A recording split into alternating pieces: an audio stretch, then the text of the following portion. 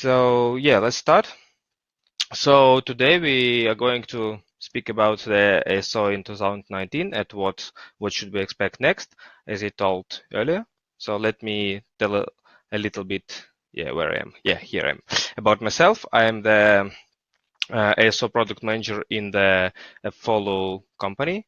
And as Kate said earlier, I was awarded as the ASO Marketer of the Year in, last week on the ASO conference in New York. So let me share my thoughts about what to expect in the 2020, and let me start with this beautiful chart about the ASO interest over time.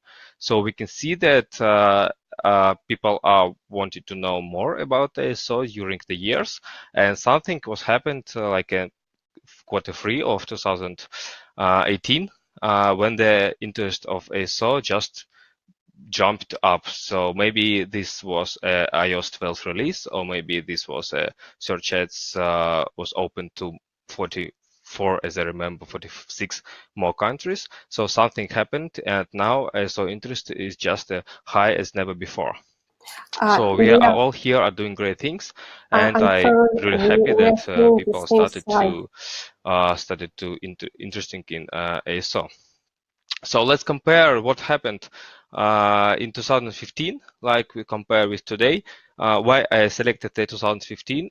Because this is the year when I started doing ASO, and there we just the only job was to just stuff keywords, in description to include as many keywords as we want. But now it doesn't work anymore. So now we are focusing on the long tail keywords because short tail keywords are, oh, sorry, they just, okay, I got it. So I guess this is the, one moment, sorry. Yeah, good. Sorry guys for these troubles. So let's continue. And I'm stopped at the keyword stuffing in Google Play like it was 2015 when we were just put as many keywords as we want in the description and trying to rank higher, but now it doesn't work. So now we are optimizing for Google. We are not doing keyword stuffing. We just writing a simple description of maybe 2,000 or 3,000 symbols and checking it with a Google natural language, trying to make the Google understand what our app is about. So we are not optimizing for people anymore, we are optimizing for Google. I will explain why we are doing this. So the next thing, the change that App Store and Google Play are fighting with the fraud. They are really do this. They're deleting the reviews, they're deleting the incentivized installs, they are banning the accounts that use this. So it works, it still works, but it doesn't work as good as it is on 15, where we can just buy some installs, buy reviews, get in the top charts, and get our downloads. So, and the final thing is, as we dreaming of getting featured in 2015, because it was a really only way to get quality installs, to get many installs. So we're dreaming now, but the quality of our dreams, they changed, because now we are dreaming to get featured, for example, as app of the day, but we all understand that is just a one day. So you will get today, for example, 20,000 installs, but tomorrow you will get your 20 or 200 installs anymore. So dream of getting featured, but this shouldn't be your target. So you don't have to think that okay, I'm gonna getting featured. Okay, I got featured. I getting many installs. Everybody will know about my app. No, this won't happen, because you have to do ASO. You have to do optimizations to get your installs every day, not just on the one day of featuring. So what happened in 2019? The main thing is what happened is ongoing store personalization. So now App Store is personalizing your Today tab. For example, if you take about 10, 15, 12, 100 iPhones and put them together and open Today tab, the only thing that's common, you will see just the app of the day and game of the day. So all other collections will be different. That because App Store is analyzing your purchases, App Store is analyzing your downloads and suggesting you collection and featured apps that fits exactly for you. So they are fighting the fraud subscriptions as well. Like in iOS 13, there are some good options. One of them is just if you have an app with the active subscription, for example, it's trial or already bought subscription or paid one. When you're deleting this app, iOS will ask you if you want to keep the subscription or unsubscribe. So I read an article recently about this, and people told that about 80% of apps face it with the revenue goes down because of this thing. So iOS will ask you, do you want to keep subscription for the app you are deleting or not? If you say no, it will unsubscribe. So you will transfer to the subscription page and where you can unsubscribe. So this will lower revenue for the apps like set of wallpapers for $20 per week. But of course, it will help to rank high. It will help to earn more for the good quality apps. And also, App Store is removing spam apps like and Google Play do this. They are removing hundreds of apps every day, like that are stealing your personal data, and they're cleaning the store, so it become more clean. It become more beautiful, more quality apps. So also the main thing that happened in the App Store this year is a App Store 30 symbols bug. We called it 30 symbol subtitle bug. When you have the subtitle in the App Store of exactly 30 symbols, you won't rank for the last word and all the combinations with this word. So this is the bug we discovered in May. So it's about 5 months already, but Apple did nothing still. So please check your subtitles that it contains not more than 29 symbols. So if you have 30, you won't rank for the last word. The last word can be some of big, one of word with that is part of some phrases, so you will lose ranking for all of them. And also the great thing there in the App Store is the Arabic and Hebrew localizations. Like we can optimize for Arabic countries. That is really a huge market, and it's complicated to optimize for them, but we have some blog post about it. I will promote them later. And as for Google Play, the main thing here, I think that this is the custom store listings, where you can, for example, have the Arabic page, but it's only on Arabic language and nothing else. But if you are targeting to, for example, Saudi Arabia, Qatar, maybe United Arab Emirates, you can set a different sets of screenshots, titles, descriptions for all these countries. So, or Switzerland, for example, you can set the German, Switzerland, you can say Italian, France, and all these languages will be available only for users who are living in Switzerland and, for example, have the French language on the phone. So this is a great thing, and if you are doing the optimizations for Google Play, you should try it. Also, this new rating system, when Google are thinking of your rating like for the last one. Earlier, it was like a overall rating for all the years that your app is available in Google Play. Now it combines only 30 days. It's like about 90% of weight in this rating is 30 days. Last 30 days of your app. Like if you got lots of positive reviews for the last 30 days, your overall rating will be higher. And at the side, if you got lots of negative reviews, your overall rating will be lower. So this is really important because we see the actual rating of the app, like for the last month, not just for the year, maybe for some apps that are available for.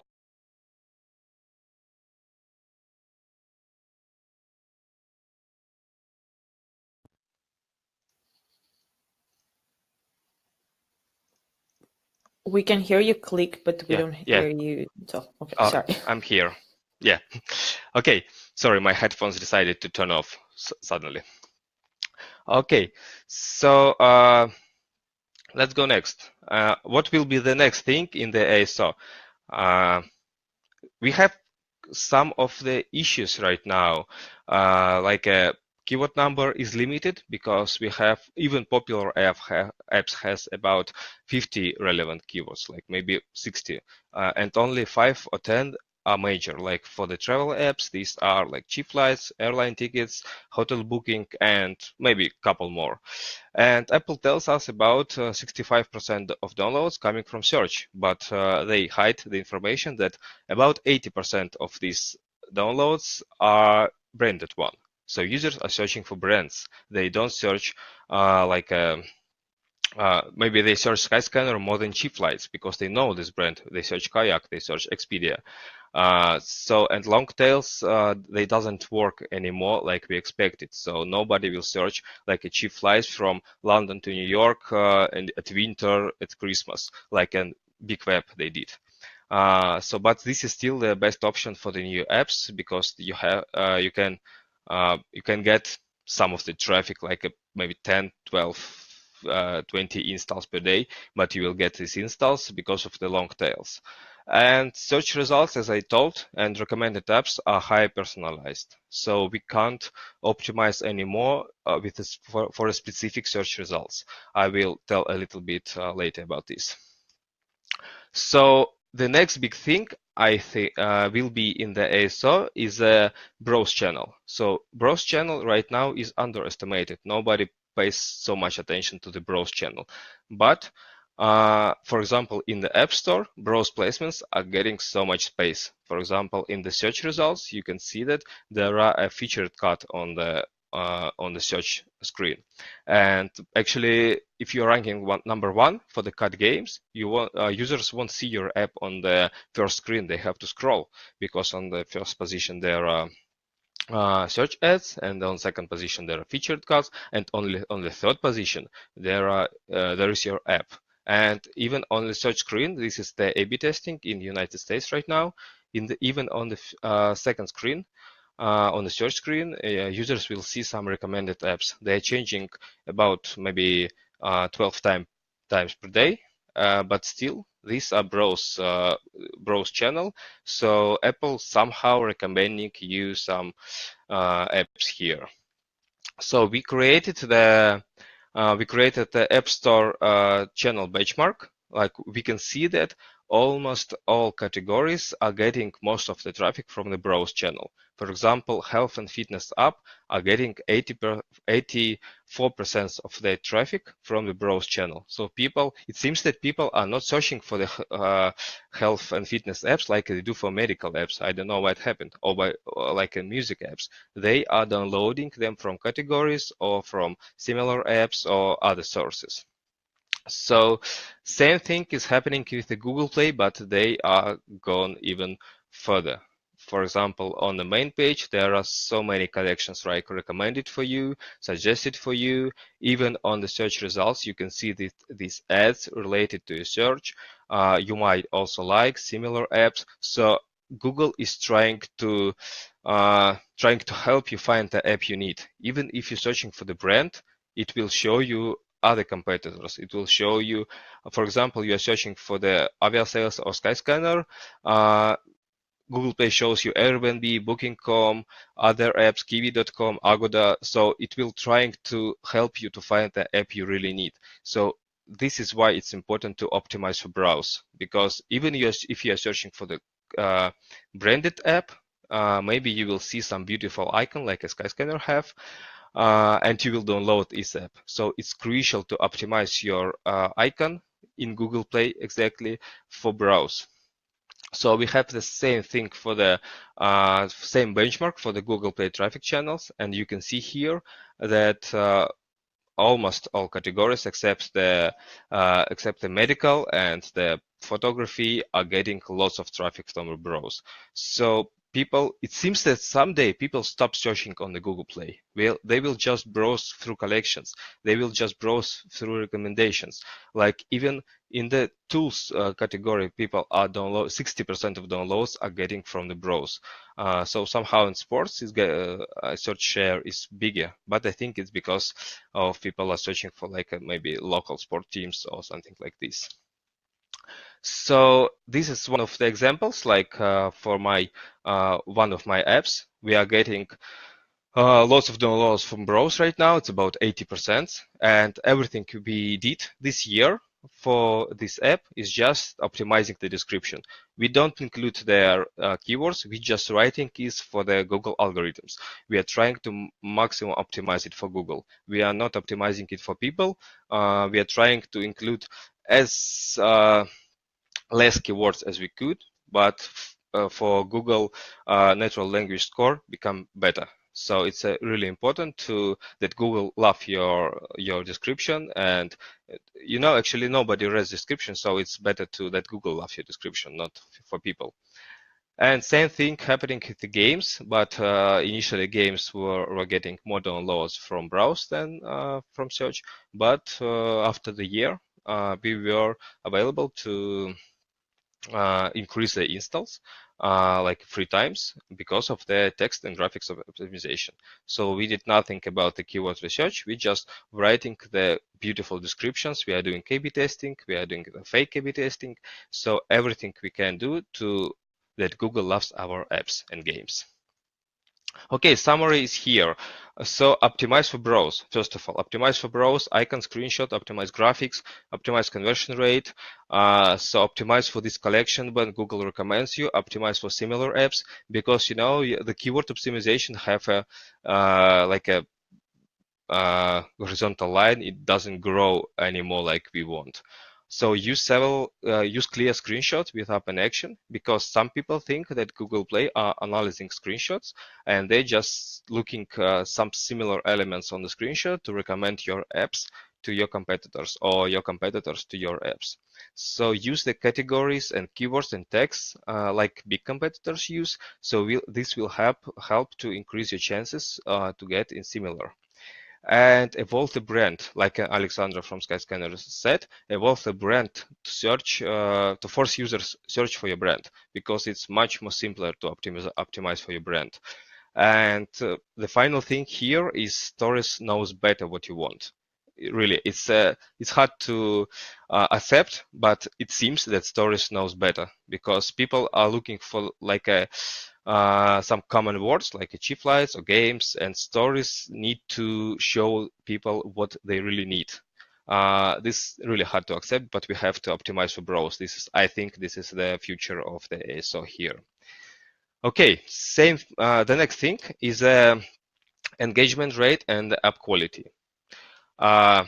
This chart was provided by Daniel Perez in Twitter, and we see here that red dot marked the day where the guys got the really big bug in their app. So you can see that after their crash rate were raised, they lost all their rankings almost immediately. After 4 days, they lose almost all rankings. They left about 20 keywords of 200 they were ranking before. So this is just because the crash rate was gone after the bad behavior threshold. So in case if your crash rate goes above the line, you will lose almost instantly all your rankings. So Google Play won't recommend you in collection. Google Play won't recommend you in search results. It just you will lose your keyword rankings. So your app will be almost invisible. So try to keep the crash rate and app not responding rate as lower as possible, because as lower they are, the more recommendation you get, the higher keyword ranking you have. So it's just that simple, but finally we have a proof for it, and now we can use it in our ASO strategies. So you can check this data inside the Google Play console in the it's an overview of Android Vitals, but in App Store, actually App Store is a little bit dumber about this, and App Store doesn't count your crash rates. So even if your app crashes 100% of times, you won't rank lower. But maybe you will get tons of negative reviews, and finally you will get rank lower. But there are no direct thing about in the App Store. So the next thing is localization. Localization became the big thing in the ASO, and many people started to talk about this. And what's here, we can see that our last 2 years, maybe Asian countries and states are growing. So when you keep your app inside one country, you are not getting these users, you are not getting this money. So you just waiting for users from your country, but it's much more better to optimize for worldwide. So first of all, you have to try to translate your screenshots, to translate your metadata, like maybe keywords, the titles, and see if you got any traffic there. So if you will see, for example, you make a translation for 20 languages, it's not that hard as it seems, because you can use the freelancers, you can use even the Google Translate. So it's just the MVP experiment. If you see that you will start to get in traffic in, for example, some Asian countries or European, you can just make a bigger work there, just localize the app, localize the metadata, more quality localization. And finally, you will see something like on the right. This is one of our apps that are growing up to 10,000 installs per day just because of localization. So we did nothing of paid acquisition there. We did nothing of like ads or something else. It's just localization and ASO. So you can see these spikes there. These spikes are because of getting featured, because Apple and Google loves when your app localized, and you have more chances to getting featured. For example, if your app is only in French, you will get featured in France. But if your app localized worldwide, you will get worldwide featuring. It's just that simple. So apps are global. Don't stuck inside one country. Users around the world are waiting for your app. They want to download your app, but you don't allow them to do this if you are not do localization. So optimize for local markets, make like local colors, local images, maybe some local photos or something local. And of course, it will help you to get more money, because even if, for example, in some countries you didn't get the in-apps or like subscriptions, you always can monetize with ads. And also we have here some of the blog posts about how to increase downloads by localization and how to optimize in Arabic. It's not that hard as it seems. So of course, in the shared presentation, you can check the blog post and find out how to do localization.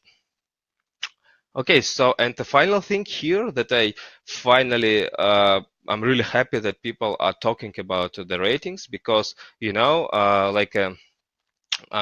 general feedback channels for people usually are like an email, the community, forums and boards, and the in-app reports where users are just leaving the message in the in-app system. But people always forget about the reviews in the stores, because users in apps, they are not wanted to, they don't want to write you by email. They don't want to write you on the forums or like systems. They have a problem. They will go to the store. They will leave you a negative or maybe a positive comment, the review, and they just gone waiting for the answer. So even several years ago, people didn't know about why should we care about reviews. But now, when they have the like a average rating of 2.6 and conversion rate is almost 0, and they are just asking how to work with reviews, what should we do to increase our rating? So what affects this reviews working? First of all, it affects the organic conversion rate. I will show you it next, but when users see your app, they will download, they more often download apps with high ratings. For example, if I have 2 Battle Royale games, I will just download the one with the high rating. So also it will help you to get cheaper installs by the paid campaigns, and help you to get the better company reputation when the users will tell their friends about your app and get you more viral installs. And finally, you'll get more users, you'll get more money. It's just that simple. So even Google tell us that every day developers respond to 100,000 reviews, and users are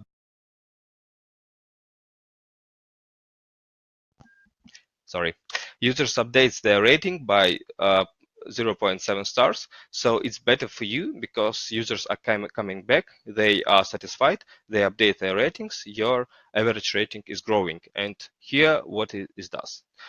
So average rating is growing.